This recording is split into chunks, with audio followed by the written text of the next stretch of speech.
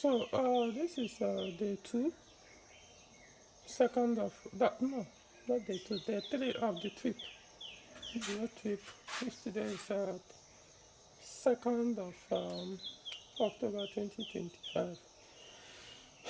So I'll be taking off from my hometown and my home uh, from here to Enugu, which is like 100-kilometer drive on the expressway.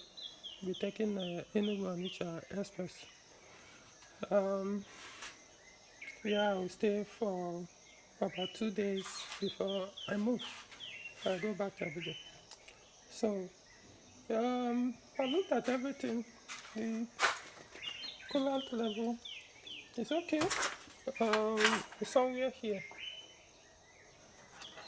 Yeah, let me show you this. So the level is somewhere here. So it hasn't got that much. This is how it has been since for the past 3 days now on the drive. And according to the mileage on this GPS speedometer, I've covered 907 kilometers. So if we deduct that from what was there before the trip started, which was 301, so that makes it 500. Is it 500 now? Close to 600. Okay, drive so far. Something I did yesterday evening. So yeah, as I was coming to Enugu from Abuja the first day, which was 30th September 2025. I think it was before I got to Lokoja, like about 2.5 hours into the journey. The blower, the ventilation blower started acting up as I was hitting gallop here and there constantly. One speed. You just be driving, sorry, boom, it will go off. Then you drive, hit gallon few times, boom, to start working again. So it was very difficult. So we'll be able to use. However, once the car gains speed, at least from 90 kilometers per hour, air will start coming in, irrespective of whether the blower is spinning electrically or not. So I checked the fuse. The fuse is okay. Check the connector here. The connector, okay as well. So I decided probably the issue might be from the dial, that's the switch on the dashboard. So what I now did was I said, okay, let me introduce a different connection to the motor, the blower motor. So what I did was I grounded it here. Look at it. I grounded this. This is a ground because it has only two connections, positive and negative. So I grounded the positive here, the negative, connected it to the connector to the motor. I know it's dark, so you guys might not be able to see it very well. Then for the positive supply, so I ran it to the ignition switch, which is I didn't draw it from inside the vehicle. The ignition switch, has a wire that goes to the ignition coil. So it was from there that I now ran the connection and then put fuse. Look at the fuse. So I stepped it down, but because of course, if you run it constantly to the wire ignition, this thing, the spin of the blower will be very high. It stays at the maximum.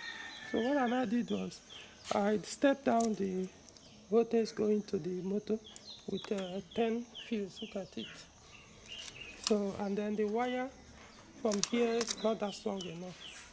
So I stepped it down. This fuse means the voltage that is passing through is not that high. So you can see I also taped it all the way from here to here, but I didn't bother to tape from here to the motor.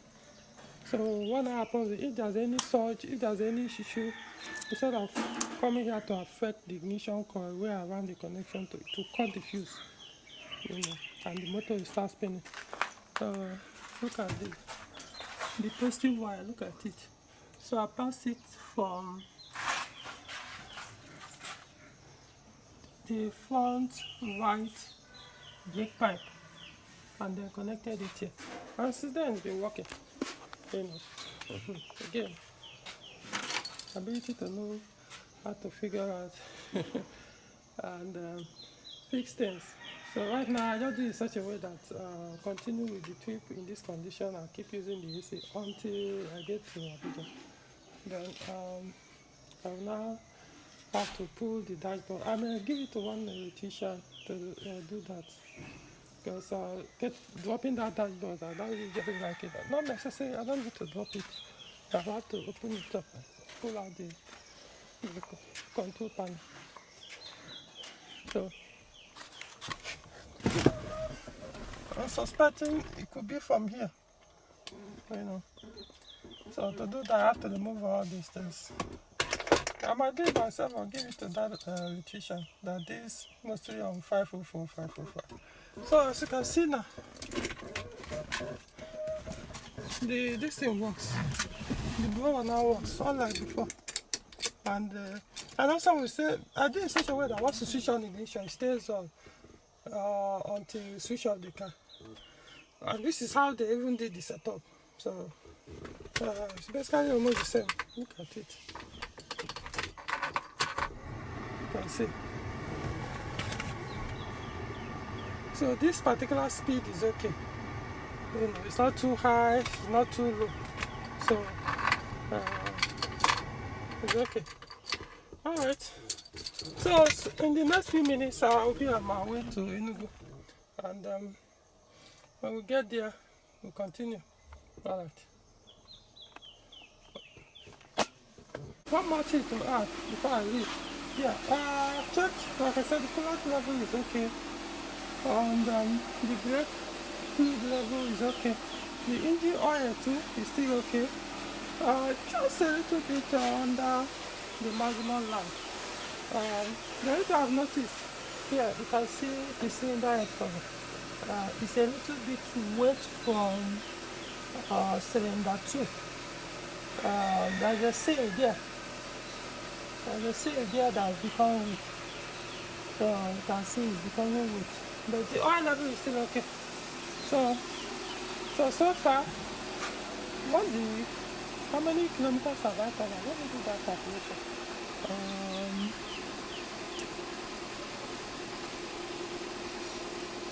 Yeah, 600. 600 plus. About 606 kilometers covered so far in the trip.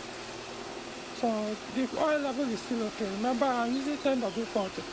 So I will expect probably as I continue on the trip, may get a point I may have to top up, considering this place is, you know, the oil will keep leaking from here, small as you can see it. But for now, there's no problem. You know, engine is performing well, no issue, nothing. Alright, just wanted to update you guys on that. So this is a gear assembly for 6-speed manual for 307. I think this body can also do 308 T7. So I ordered this from UK, from Europe. I think it was from UK. In case there was a time I was working on, I had a project to do a 6-speed manual on a 307 with 2.2 liter engine. So I ordered this. So to do that conversion, this is what I need. So I bought it and kept here in my own town. So I don't know, I was looking at it. Maybe I should go back to Abuja with it. And as you can see, that's the 60. I think this should also work in 308. I wouldn't know until I look at it very well. Though unfortunately the gear lever is broken. So that one is not an issue. So this is a treasure, a big treasure. So I'll take it back and keep it in Abuja. So I've been in my own town since 2021, if I'm not mistaken. Can't remember the exact year that I ordered it, and eventually decided not to carry on with the project. But who knows? I might one day wake up and decide to do it again. Alright, so you see. So I'll do another thing. Just want to show you guys the oil level so far after 600 kilometer highway drive. Look at it. You can see almost at the mass. Let me come out so that you guys can see better.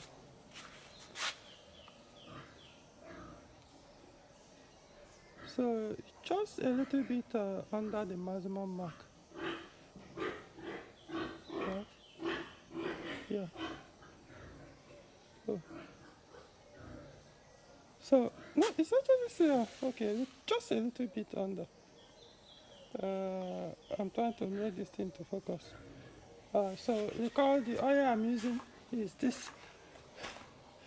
Let me show you guys.